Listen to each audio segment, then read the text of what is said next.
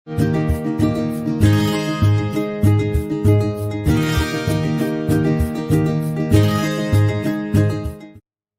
Students, இன்றைக்கி நம்ம பார்க்க போகிற டாபிக் வந்து மோலார் ஹீட் ஆஃப் ஃபியூஸ். இதுக்கு முன்னாடி மோலார் ஹீட் ஆஃப் நியூட்ரலைசேஷன் வரைக்கும் நம்ம பார்த்தோம். பேஜ் நம்பர் 206 வரைக்கும் பார்த்தோம். இன்றைக்கி 207 வந்து பார்த்தோம். அப்போ மோலார் ஹீட் ஆஃப் ஃபியூஸ் வந்து ஒரு எக்ஸாம்பிள் ஒன்று கொடுத்துருக்காங்க, நல்லா கவனிச்சுக்கோங்க.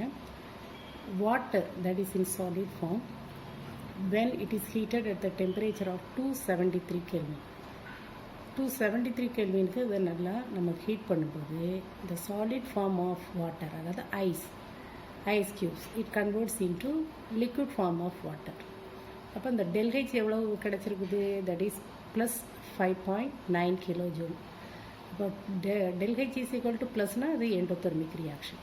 சரியா? அப்போ எண்டோதெர்மிக் ரியாக்ஷன் என்னது? This process it takes place by absorption of heat energy. Okay, இப்போ how do you define the molar heat of fusion அப்படின்னா ரொம்ப சிம்பிளாக ஞாபகம் வச்சுக்கணும். The enthalpy changes takes place when 1 mole of solid form of the substance converts into liquid form at its melting temperature or melting point. இந்த வார்த்தை கட்டாயம் இருக்கணும், இல்லைன்னு மார்க் கிடையாது. என்ன சொன்னேன்? The change in enthalpy takes place when 1 mole of solid substance converts into its liquid form at its melting temperature. That is called as what? Molar heat of fusion. Molar heat of vaporization. இதே மாதிரி தான் water, liquid form of water, when it is heated at the temperature of 373 Kelvin, it changes into vapor form of water, அதாவது ஸ்டீமாக மாறுது. அப்போ அது வந்து என்னது? Boiling point. அப்போது டெல்ஹெச் எவ்வளோ நடக்குது? It absorbs the heat energy of 40.62 kilojoule. So the enthalpy changes takes place when 1 mole of the liquid form of substance converts into its vapor form at its boiling point or boiling temperature. Definition கரெக்டாக எழுதணும். ஒரு example ஞாபகம் வச்சுட்டு எழுதணும். The enthalpy changes takes place when 1 mole of the liquid form of the substance converts into its vapor form at its boiling temperature. That is called as what? Molar heat of vaporization. அப்போது vaporisation அதில் என்ன நடக்குங்கிறத பார்க்கணும். Liquid converts into vapour. Fusion என்ன நடக்குது? Solid converts into liquid. At what temperature? Melting point. Vaporisation takes place at boiling point. Okay, அடுத்து sublimation. Sublimation உங்களுக்கு தெரியும். the process in which the solid substance directly converts into its vapor form.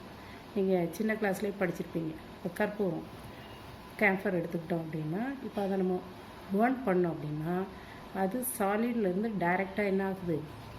Vapour ஃபார்முக்கு மாறும். So it does not undergoes liquid form. Okay, அப்போ எந்த substance வந்து solid ஃபார்ம்லேருந்து டைரெக்டாக vapour ஃபார்முக்கு கன்வெர்ட் ஆகுமோ அந்த ப்ராசஸ்க்கு பேர் என்னது? சப்ளிமேஷன். அப்போ அந்த during the sublimation process whatever the enthalpy changes takes place, that is called as what? The molar heat of sublimation. Appo how do you define that one? Iodine, solid form of iodine, when it is heated at temperature of 373 Kelvin, that is called as sublimation temperature. It changes into vapor form of iodine. அப்போ இதுக்கு எப்படி definition கொடுப்போம் அப்படின்னா, the enthalpy changes takes place when 1 mole of solid substance directly converts into its vapor form at its sublimation temperature. at its sublimation temperature. அதனால தான் நான் இந்த pointer note பண்ணியிருக்கேன், நல்லா கவனமாக கேட்டேன். அடுத்த heat of transition. Heat of transition. இப்போ நமக்கு அலோட்ராப்ஸ்னால் என்னன்னு தெரியும். What is allotropes? ஒரே element, it exist in different forms. Okay, அதுக்கு தான் பேர் அலோட்ராபிக் ஃபார்ம்ஸ். ஃபார் எக்ஸாம்பிள் கார்பனுக்கு அலோட்ராபிக் ஃபார்ம்ஸ் என்னது? டைமண்ட், கிராஃபைட், ஃபுல்லோரின், இது எல்லாமே அதுக்கு எக்ஸாம்பிள். அதே மாதிரி sulphur, rhombic sulphur, plastic sulphur, monoclinic sulphur. இப்போ இது எல்லாமே சல்ஃபருடைய அலோட்ராபிக் ஃபார்ம்ஸ். அப்போ அலோட்ராபிக் ஃபார்ம்ஸில் ஒரு ஃபார்ம்லேருந்து அது இன்னொரு ஃபார்முக்கு கன்வெர்ட் பண்ணும்போது எந்த என்தால்பி சேஞ்சஸ் நடக்குதோ அதுக்கு பேர் transition, heat of transition. So for example diamond, கார்பனுடைய 1 allotropic forms, it converts into graphite form at the delta H value of 13.81 kilojoule. This is also what the endothermic process. So how do you define this one? The enthalpy changes takes place when 1 mole of the allotropic form of one element converts into another form is called as what? The heat of transition. அடுத்தது நம்ம பார்க்கக்கூடியது ரொம்ப ரொம்ப இம்பார்ட்டண்ட்டான ஒரு லா, ஹெஸ்ஸஸ் லா. ஹெஸ்ஸஸ் லா அப்படின்னா என்ன அப்படின்னு பார்ப்போம். இது என்ன சொல்லுதுன்னா, ஒரு எக்ஸாம்பிள் ஃபஸ்ட்டு பார்த்துக்கோங்க, அதுக்கப்புறம் உங்களுக்கு அந்த டெஃபினேஷன் சொல்லித்தரேன். இப்போ for example, the reactant A, it converts into the product B.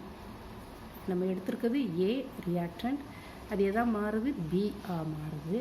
அப்போ எந்த என்தால்பி சேஞ்சஸ் நடக்குமோ அதுக்கு நம்ம என்ன கொடுக்குறோம்? ΔHR அப்படின்னு கொடுக்குறோம். ΔH of the reaction, ΔH of the reaction.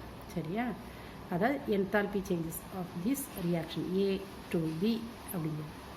இப்போது இந்த A டைரெக்டாக பியாகவும் மாறலாம், இல்லைன்னா A ஃபஸ்ட்டு எக்ஸாக மாறி எக்ஸ் ஒய்யாக மாறி Y finally converts into B. அதாவது நம்ம இப்போ டைரெக்டாக நம்ம ஸ்கூலுக்கு போகணுன்னாலும் போகலாம், இல்லை நல்லா சுற்றி வளைச்சி ஒரு 4 ரோடெல்லாம் சுற்றி பார்த்துட்டு போகணுன்னாலும் போகலாங்கிற மாதிரி ஏ டைரக்ட்லி கன்வெர்ட்ஸ் இன்டு பி, அது ஒரு மெத்தட், அது ஒரு டைரக்ட் மெத்தட். ஏ ஃபஸ்ட்டு ஸ்டெப்பில் எக்ஸாக மாறுது, X it's changes into Y, Y finally changes into B. அதாவது 3 ஸ்டெப்ஸில் நடக்குது. இது சிங்கிள் ஸ்டெப்பில் நடந்தது, இது என்னது 3 ஸ்டெப்ஸில் நடக்குது. அப்போ ஃபஸ்ட்டு ஸ்டெப்பில் அதோட change in enthalpy ΔH1, second step ΔH2, third step ΔH3. அப்போ இதில் இருந்து என்ன தெரியுதுன்னா, அந்த ரியாக்ஷன் சிங்கிள் ஸ்டெப்பில் நடக்கும்போது இந்த என்தால்பி சேஞ்சஸ்க்கு என்ன கொடுத்தோம்? ΔHR. அந்த ΔHR that is equal to the sum of the enthalpy changes takes place in all the 3 steps, ΔH1 plus ΔH2 plus ΔH3. அப்போ இந்த ஹெஸ்ஸஸ் லா என்ன சொல்லுது அப்படின்னா, whether the reaction or the process it takes place in a single step, otherwise in a multiple steps. Single ஸ்டெப்பில் அது நடந்தாலும் சரி, இல்லைன்னா மல்டிபிள் ஸ்டெப்ஸில் நடந்தாலும் சரி, but the change in enthalpy, the enthalpy changes takes place during that process is what? Remains same. Remains sameனா என்னது? அந்த value மாறாது. அது சிங்கிள் ஸ்டெப்பில் நடந்தால் ΔHR என்ன உண்டோ அதே தான் இந்த ΔH1 plus ΔH2 plus ΔH3 கூட சம்மேஷன் இருக்கும் at constant pressure and volume. This is the condition. அப்போ நீங்கள் ஹெஸ்ஸஸில் how do you define? At constant pressure and volume, the process whether it takes place in a single step, otherwise in a multiple steps, the enthalpy changes takes place is what? Remains constant, otherwise same value. அதை ஒரு எக்ஸாம்பிளோடு நம்ம பார்க்கப்போம். For example, கார்பனை graphite form of carbon is taken. அதை oxygen வச்சு நம்ம heat பண்ணுறோம். 1 mole ஆஃப் ஆக்சிஜன் O2 வச்சு ஹீட் பண்ணால் டைரெக்டாக நம்ம கார்பன் டை ஆக்சைடு கிடச்சிடும். அப்போ அதில் நடக்கக்கூடிய இந்த என்தால்பி சேஞ்சஸை ΔH1ன்னு எடுத்துக்கிறோம். அப்போ இது direct method, otherwise simple method, ஒரு சிங்கிள் ஸ்டெப். டைரெக்டாக carbon it reacts with oxygen to form carbon dioxide. அப்போது இப்போ அடுத்தது பாருங்கள், கார்பன் கூட 1/2 moles ஆஃப் ஆக்சிஜனை ஃபஸ்ட்டு ரியாக்ட் பண்ண வைக்கிறோம். அப்போ நமக்கு கார்பன் மோனாக்சைடு கிடைக்கும். கார்பன் மோனாக்சைடை திரும்ப ஒரு 1/2 moles ஆஃப் ஆக்சிஜன் வச்சு ஹீட் பண்ணோம்னா கார்பன் டை ஆக்சைடு கிடைக்கும். அதாவது ஃபஸ்ட் பார்த்தது சிங்கிள் ஸ்டெப்பில் கார்பன் கன்வெர்ட்ஸ் இன்டு கார்பன் டை ஆக்சைடுன்னு பார்த்தோம். இப்போ அடுத்தது வந்து it takes place in 2 steps. One is what?